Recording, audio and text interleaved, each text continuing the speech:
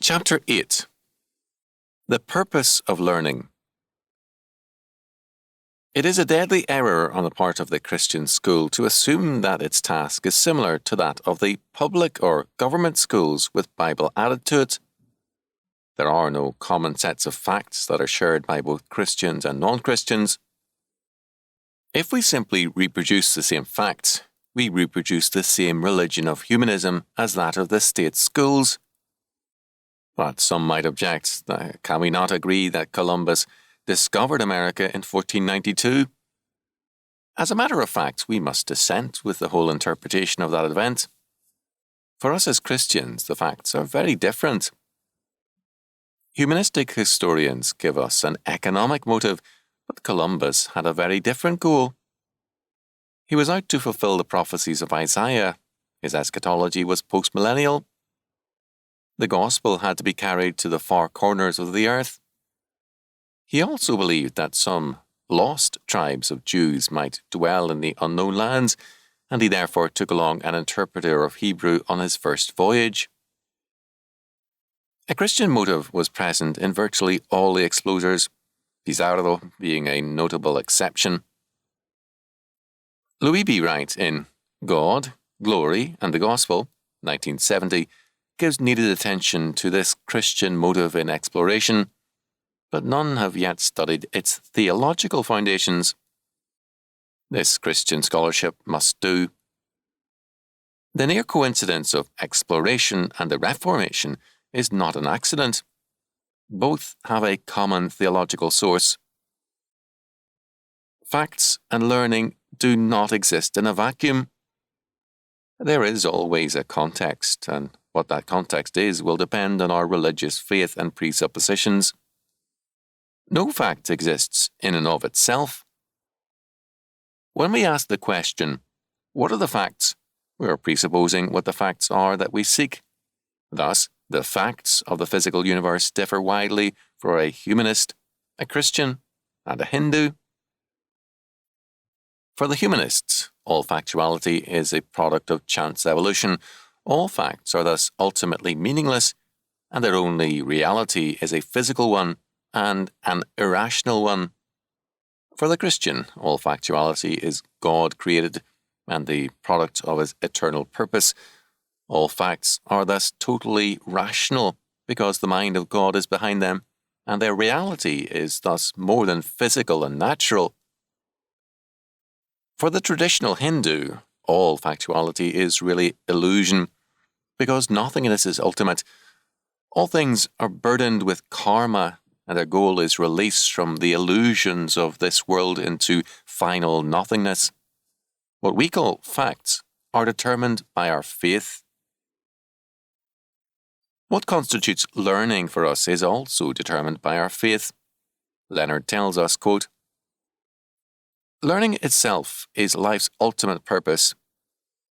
This assumption has grave implications. If it is true that anyone who blocks learning, especially in a small child, is guilty of an enormous crime.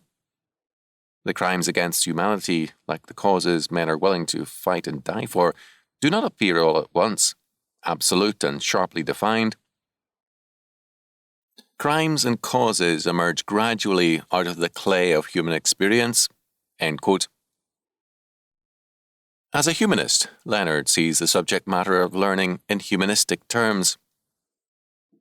Glock and Stark see the new source of divine revelation as science.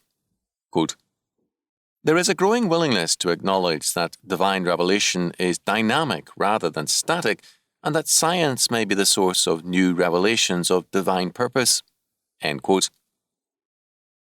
They have no Christian conception of divine revelation in this statement. Their ideas come largely from Teilhard de Chardin's The Phenomenon of Man, 1959. While they avoid commenting about the future of Orthodox Christianity, their general tenor makes it clear that they see little place for it in man's future.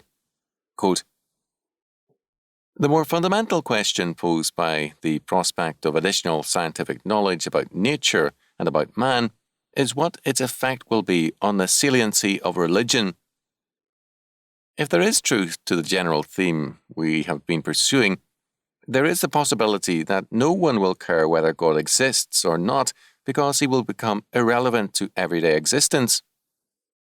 If what can be attributed to God's will is made narrower and narrower, and if man's accountability for his actions is found to be more and more circumscribed, religion seems destined to lose much of its power to inform and guide the human condition. End quote. By quote-unquote religion, the authors obviously mean Christianity. They themselves write as religious men, as devout humanists. For such humanists, learning will be either for man's sake or for society's sake. Leonard speaks of learning for learning's sake, but his view of learning is humanistic and a smorgasbord of individualistic and collectivist standards.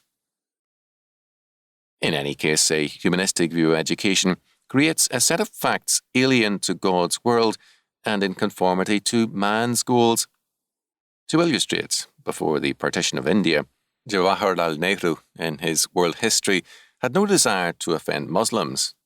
As a result, in writing about the massacre of Armenians by Turks in World War I and earlier, he actually said that the truth about the matter was that probably the Armenians massacred the Turks.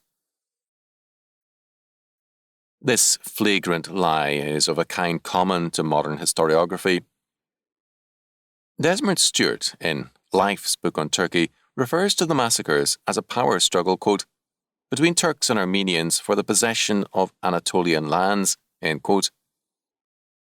For humanists, in other words, facts are what their personal predilections require them to be. Buchanan has called attention to this aspect of current reporting on Africa.